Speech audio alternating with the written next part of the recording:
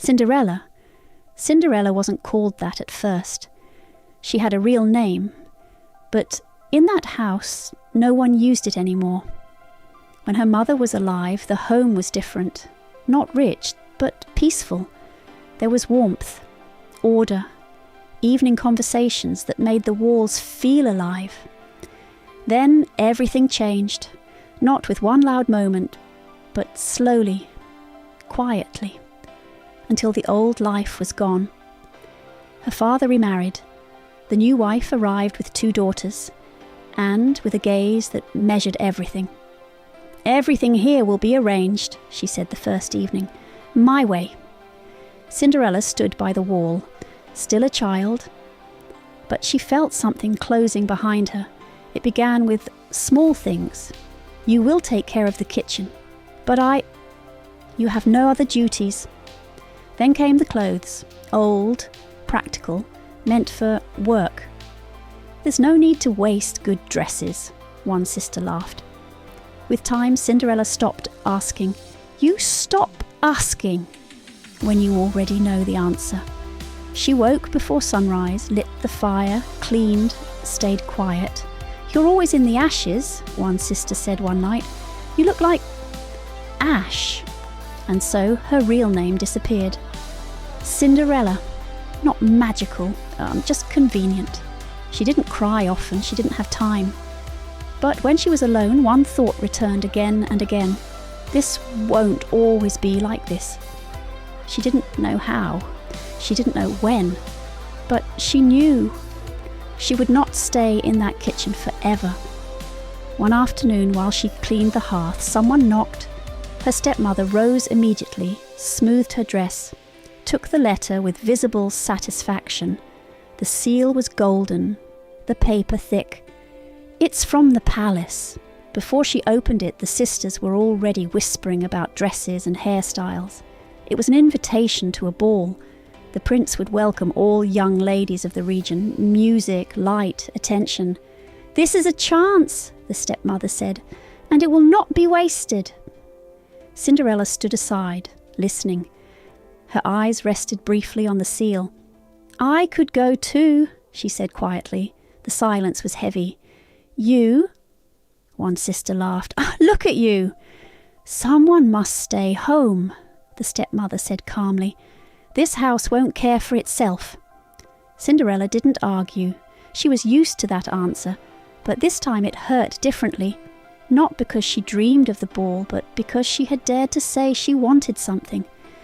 "If I finish my work, you will finish it anyway. That changes nothing." Preparations began immediately. Dresses pulled from chests, shoes tried on, mirrors polished. Cinderella carried everything, fastened ribbons, cleaned after them. She did not join the conversation. Only once, alone in the kitchen, she sat down, took a slow breath, not from despair, from exhaustion. The day of the ball came quickly. The house buzzed with tension, arguments over colours, over curls, over who would be noticed first. "Be careful with that dress," the stepmother snapped. "It's not for rough hands."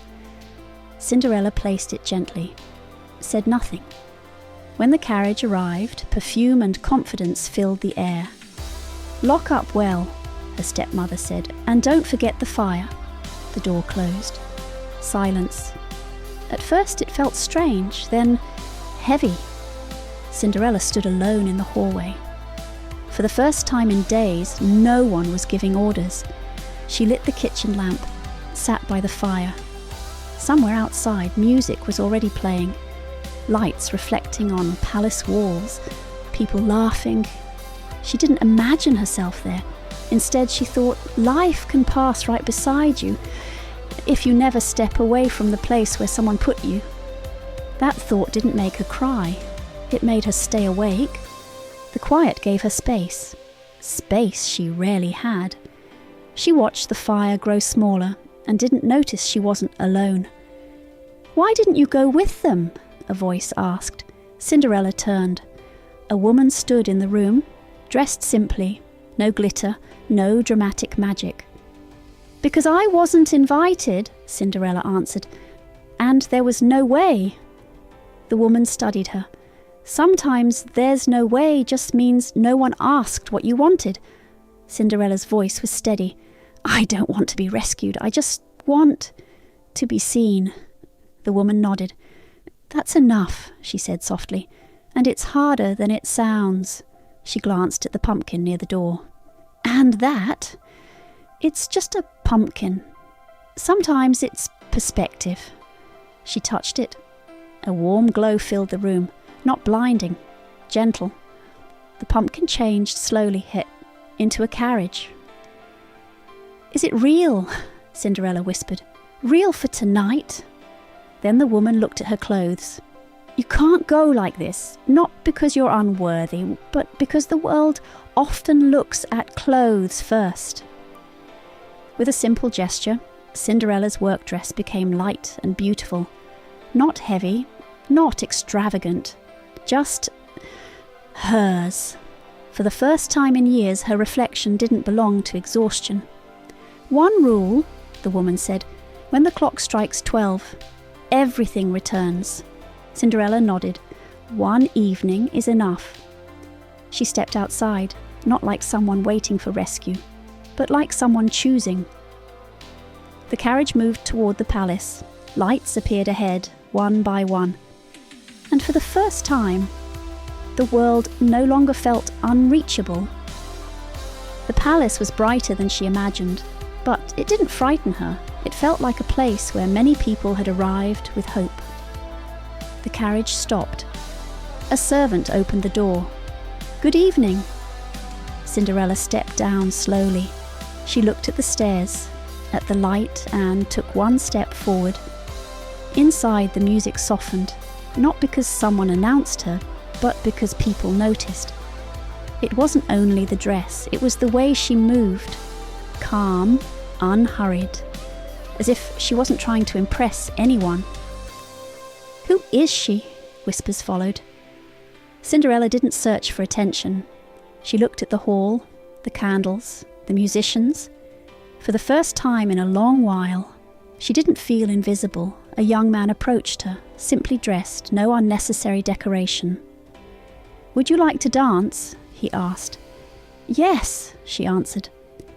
The dance was not perfect, but it was light, natural. They spoke quietly as they moved. "You don't look like someone who loves balls," he said.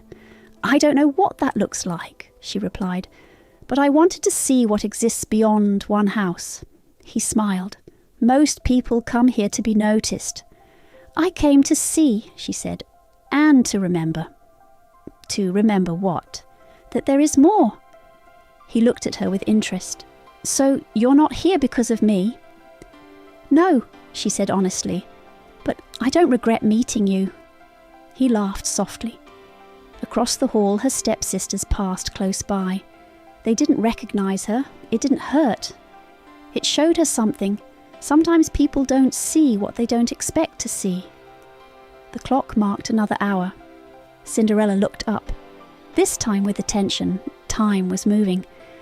"I have to leave soon," she said. "Already?" "Yes, if I stay longer, I'll regret it." The music continued. The laughter rose. Then the clock began to strike. Once, twice. Her heartbeat matched the sound.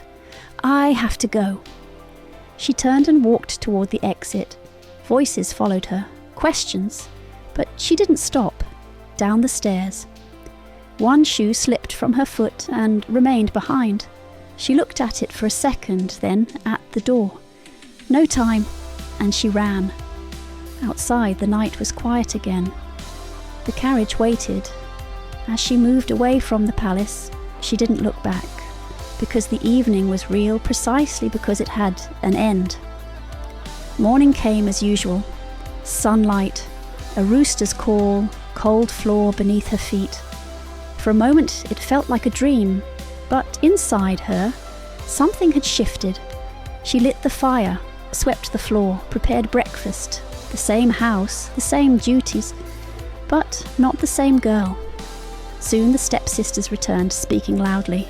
She was everywhere. No one knew who she was. The prince danced only with her. Cinderella listened quietly and felt no jealousy, only calm. She knew that story. Part of it belonged to her. By midday, the house filled with a new tension. The prince is visiting every house, the stepmother announced. They're searching for the girl with the shoe. The sisters straightened immediately. It will fit me. A knock. 2 palace messengers entered with a small box. By order of the prince, every young lady must try the shoe. First sister, too tight. Second sister, doesn't fit. Is there anyone else? One messenger asked. No, the stepmother answered quickly. I can try, Cinderella said calmly. Silence. That is unnecessary, the stepmother snapped. The order is clear, the messenger replied. Cinderella sat down, slipped her foot into the shoe. It fit perfectly, as if it had never belonged anywhere else. The room froze. It seems we found her, the messenger said. Cinderella stood slowly, not smiling, not triumphant, steady. You know her, the stepmother said sharply. She grew up here. Yes, Cinderella answered quietly. You know who you decided I was. The messenger bowed slightly. The prince wishes to see you. She took a breath and nodded. Not because she knew what waited, but because she was ready to step beyond that door as herself. The palace in daylight looked different. No music, no glitter. The prince waited in a smaller room. I'm glad you came, he said. I wanted to speak without noise. She sat across from him, not to be admired, but to speak. I searched for you not because of the shoe, he said. It was only proof that I had met someone real. And I didn't come because of the palace, she replied. I came because I want to be heard. He smiled.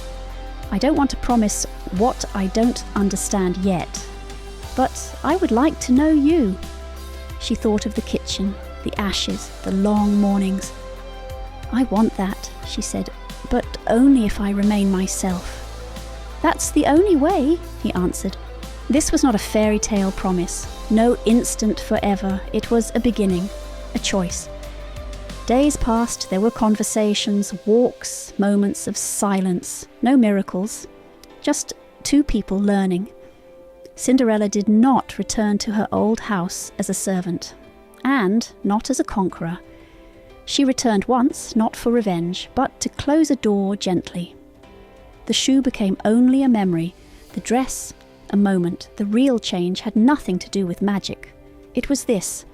She no longer allowed anyone else to decide who she was. And so the story did not end with glitter.